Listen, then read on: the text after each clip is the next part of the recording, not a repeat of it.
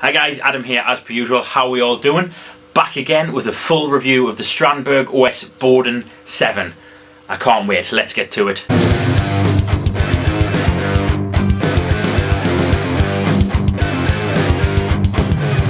So about a month ago when I first got this guitar, I promised I would do kind of a full review of it, which is not something that I normally do, but I'm so excited about this guitar. You guys are excited about this guitar. Pretty much everybody in the world is excited about Strandberg guitars. I was a little bit nervous about buying a Swedish guitar because my experience of Swedish woodwork is normally something like this. So I was a little bit nervous when I opened the box and found this. What are all of these tools for? We'll get around to looking at all those tools, guys, find out what they're all for. But without further ado, and without ripping on the Swedes anymore, let's get to it, the Boden OS7. It's very obvious straight away that this is not a normal guitar.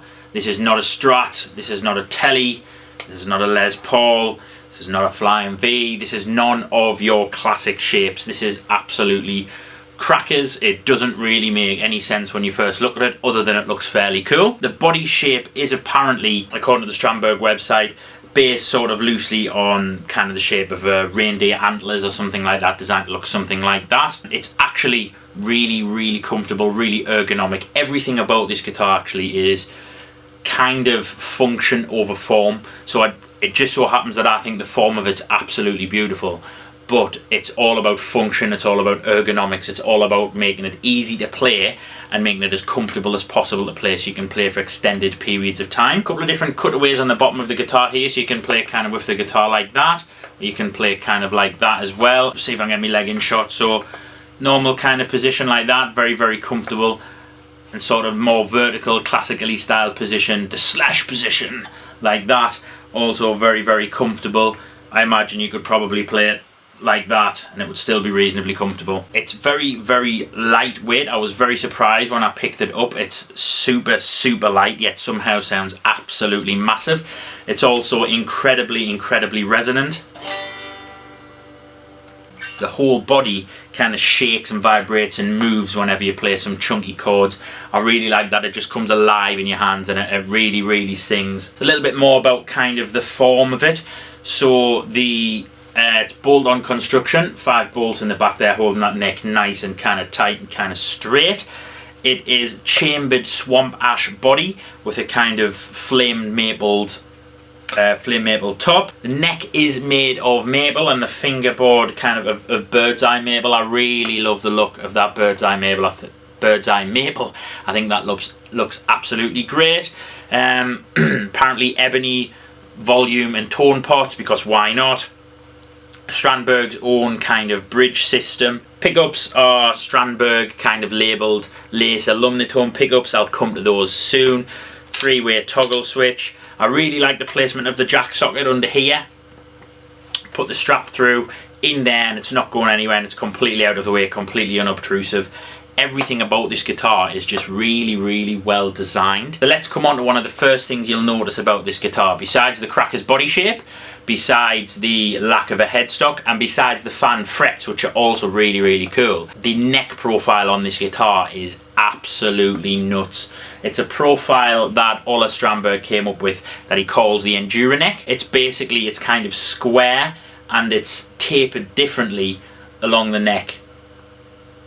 So what I mean by that, kind of at the first fret on the low B string, so it's a 7-string model, the neck is very chunky kind of at the low B string and very slim kind of at the high E string, and as you work your way up the neck that kind of reverses. So by the time you get to sort of fret 15 on the low B string, it's very slim at the low B string end and very kind of chunky at the high E string end, and that sounds really unusual and it sounds like it's not going to work, and I was a bit nervous about it, but after around 5-10 minutes of playing you get it.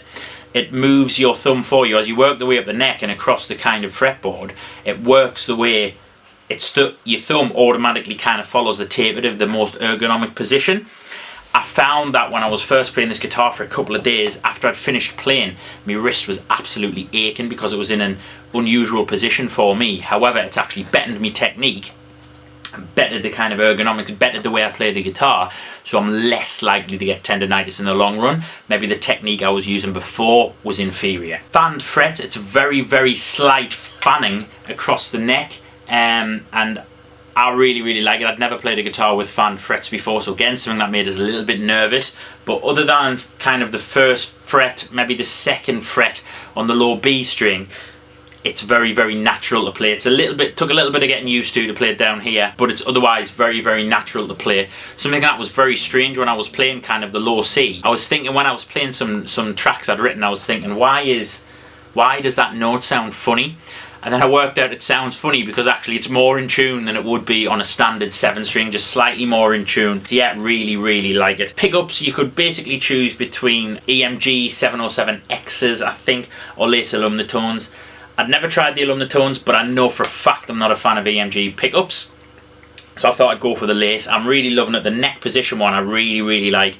And again, the bridge position one I do quite like, but I find it's maybe not quite hot enough for really chunky rhythm guitar. I'm needing to use a boost pedal or 2 boost pedals in front of the amp just to get enough kind of drive and enough grit out of the guitar. So I am considering changing that pickup in the future, but I'm going to see how I get on with it for several months first, maybe do some serious recording with it, see how it gets on. Tuners, the way you tune the guitar is down here, and that's what one of our tools are for.